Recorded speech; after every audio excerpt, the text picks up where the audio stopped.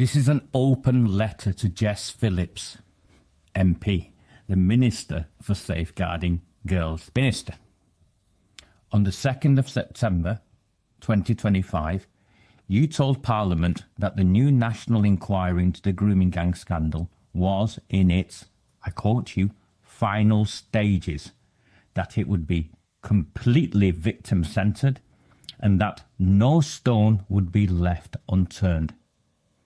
Now in October, just a month later, in your written reply to Rupert Lowe MP, every one of these promises has changed. You now speak of an independent commission, not a straightforward inquiry. You make reference to institutions rather than individuals being held to account.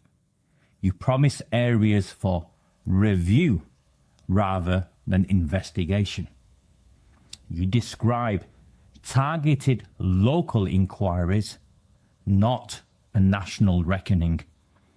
And you commit only to reporting findings, not recommending prosecutions. That final phrase exposes everything, because reporting findings is the language of bureaucracy. It is not the language of justice.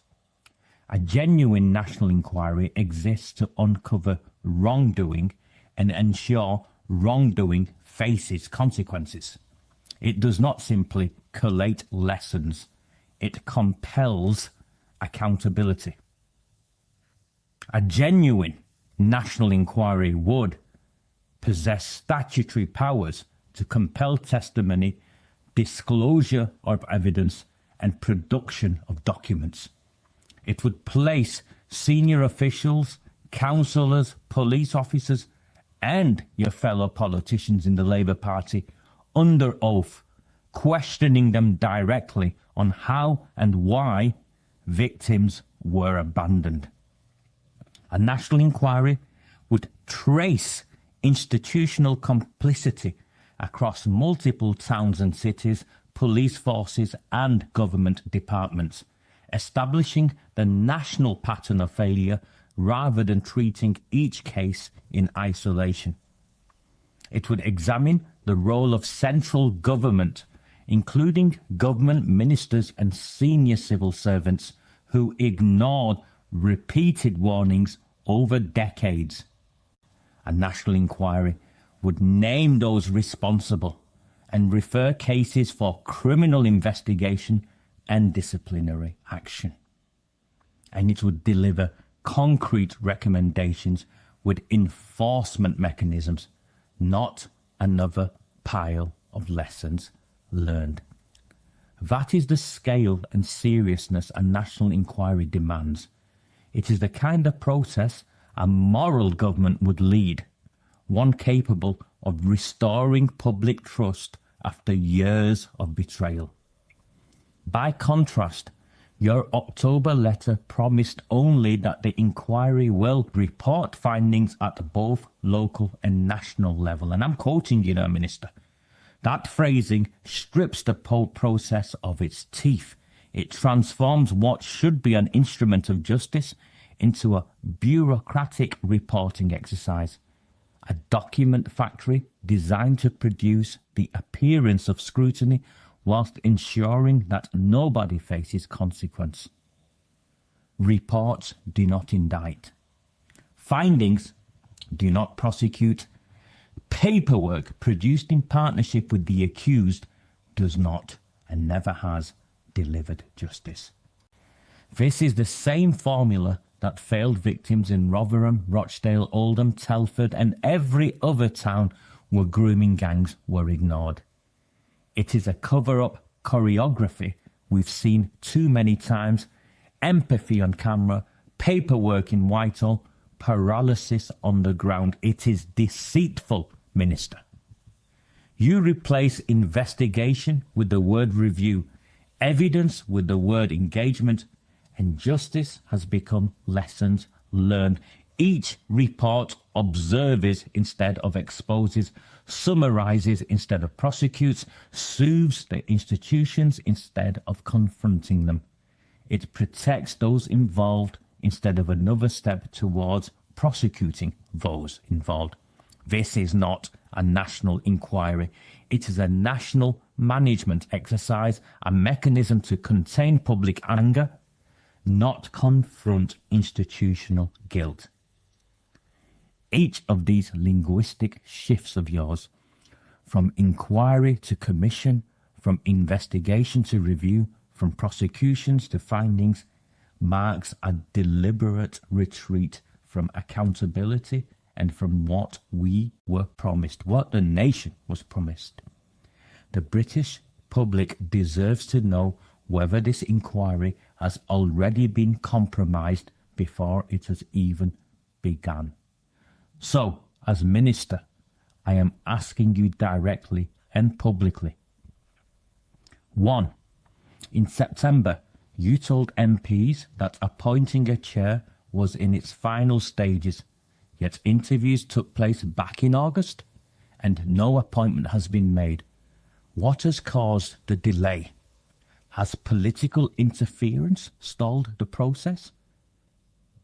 Are prospective candidates running away because of your desire for a containment exercise? Your October letter describes an independent commission. It's the first time I've seen such language. An independent commission overseeing the inquiry. When and by whom was this structure created? Where does the independent commission come from? It's nonsense. Why did the government change the model from a single statutory inquiry to a multi-member commission? What problem was this new bureaucracy designed to solve other than accountability? You state that the inquiry will hold institutions to account. Why have you chosen to focus on institutions rather than the individual councillors, MPs, police officers and public officials who made the decisions that allowed these crimes to continue? Your October letter replaced the word investigate with review. Does this mean the inquiry will not have the power to recommend prosecutions or name perpetrators? If this is truly a victim-centred inquiry, why are survivors once again being promised trauma-informed processes rather than justice? Will survivors be given any power to veto or amend the terms of reference? You seem to suggest so. It's ridiculous. Survivors are witnesses. They are core designers in a national inquiry. And of course, you've already decided what the design of the national inquiry is going to look like, because you are speaking of targeted local investigations. Why fragment a national scandal into local reviews when evidence shows a coordinated pattern of failure across councils and police forces nationwide? And it also shows that these rape gangs were working across the country. Where are the draft terms of reference? Who authored them? And will you publish all versions so the public can see how the scope has been changed behind closed doors? You claim the inquiry will be independent of government. How can it be independent of government? Who appoints the secretariat, controls the budget and determines what evidence can be disclosed? Who appoints the chair? Independence declared by government is not independence. This inquiry is not independent of government. How dare you? And finally, if after all this, the inquiry ends up producing reports instead of prosecutions, will you accept personal responsibility for what will rightly be seen as another state-managed cover-up? Minister, these are not academic questions. They concern over 100,000 children who were betrayed by councils, police forces and politicians, and a country that has been misled far too many times. Your September words, maybe you thought inspired hope. Your October letter absolutely extinguishes it and exposes this for what it is. You now owe the public clarity, honesty, and a credible plan for justice. Until then, every delay, every euphemism, every substitution of review for investigation will be seen for what it is: another attempt to protect institutions and individuals at the expense of victims. The British people are watching. We expect answers, not process, accountability, not another review.